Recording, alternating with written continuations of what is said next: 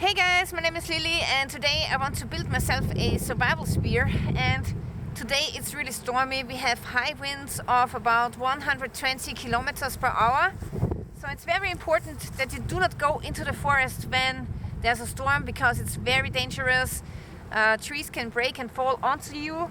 So this is why I'm staying in this very young forest area. Anyway, I just have found a suitable tree that I want to use for my spear. So this one here seems to be the right height and thickness. This here has thorns in it, so it's a acacia tree or maybe a Robinia pseudo-acacia. So a spear shouldn't be too thick because then it becomes too heavy, but also it shouldn't be too thin because then it can break. Also, it would be good if you choose green wood because it's still a little bit more flexible. And this tree has a fork on top, and that's really good because you can use this fork to hold down some snakes and keep them on the ground. Yeah, today I'm going to use my survival knife again, which is now back in stock again in Europe and in the US. So this is a Robinia pseudo-acacia. It has thorns, and first I want to remove those thorns.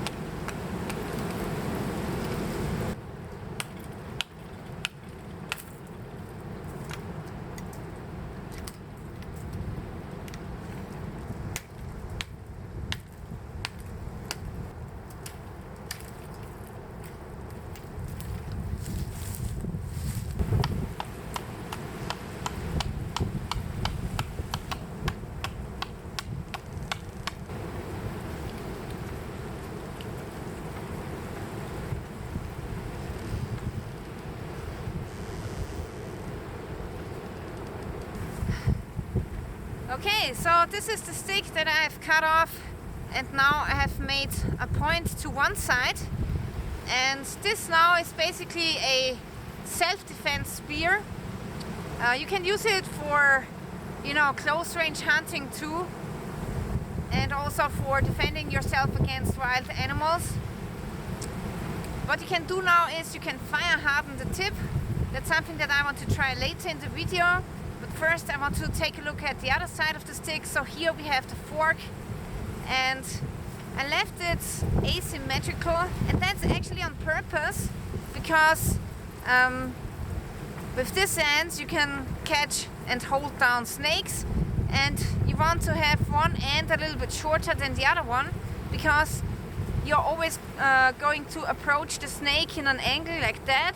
So let's say that my hand is the snake, so you would hold the snake down like this, and then you would try to shove these ends into the ground so that the snake cannot escape anymore.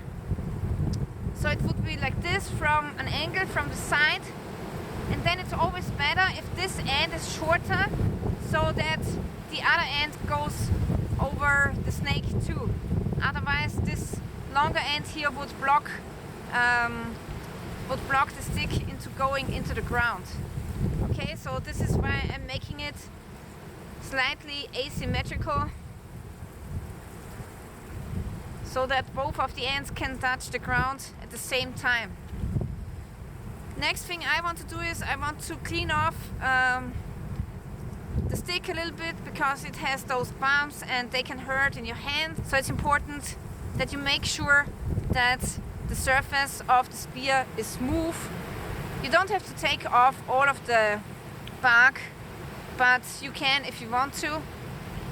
And also, what I want to do now is I want to split the fork because with a split you can then even use the fork for fishing.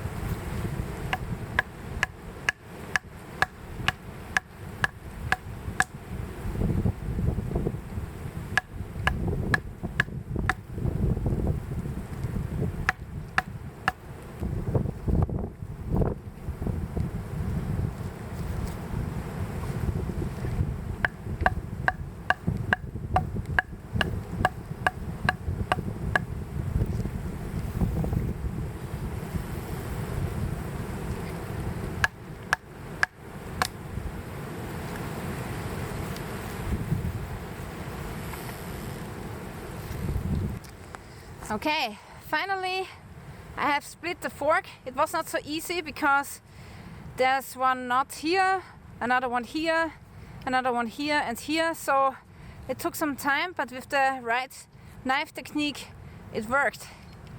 The next thing is that I need some cordage and I need to go around this part to make sure that the split stays this way and doesn't get any bigger.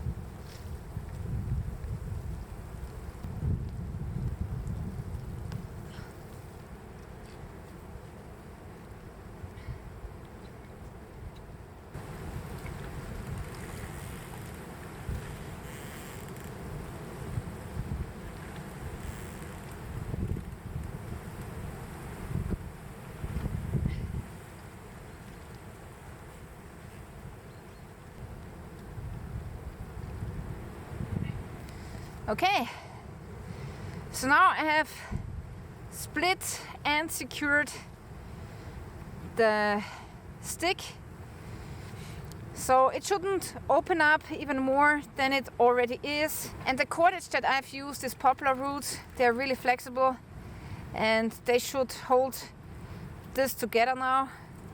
And this is a really stable fishing spear or snake spear. And now I want to sharpen the prongs a little bit.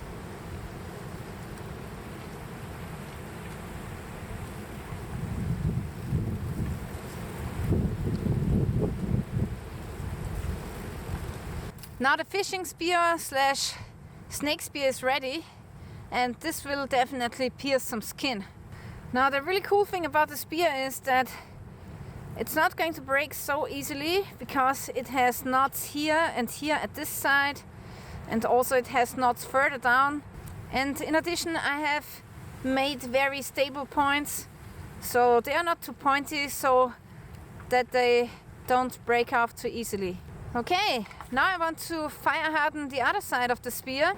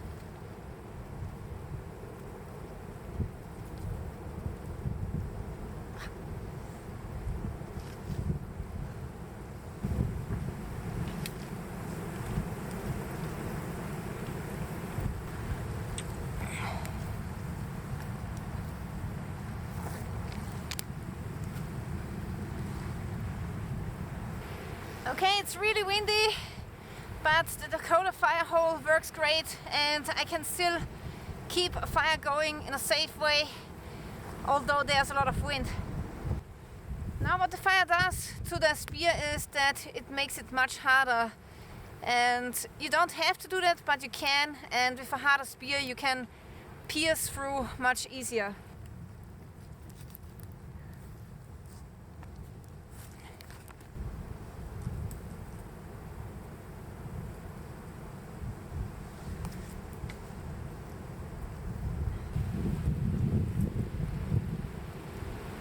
The spear tip has now been fire hardened, and what you also can do is you can rub off the black charcoal using a stone.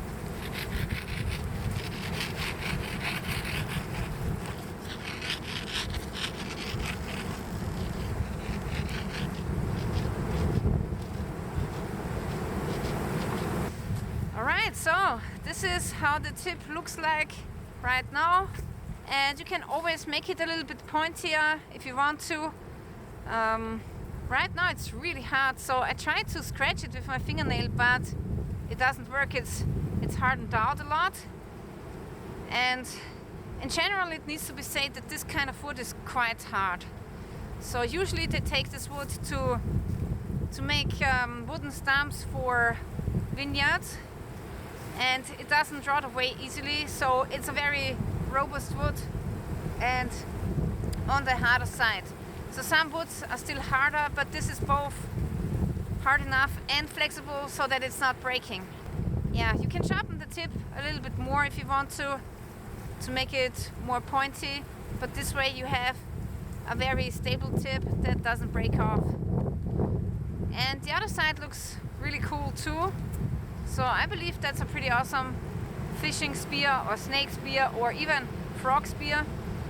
With this you can, you know, hold down small critters even, like squirrels or something. So that's a pretty awesome survival spear, and I really love it. And that's a spear that I would make if I was in a wilderness survival situation.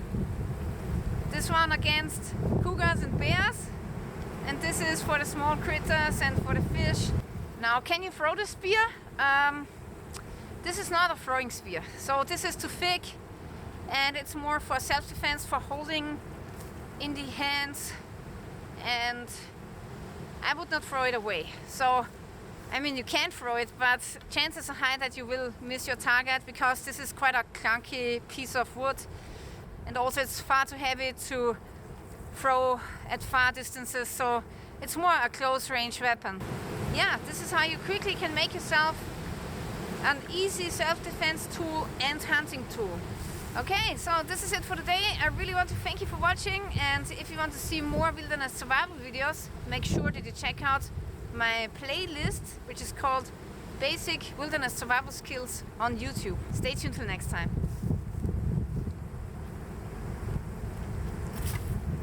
Yeah!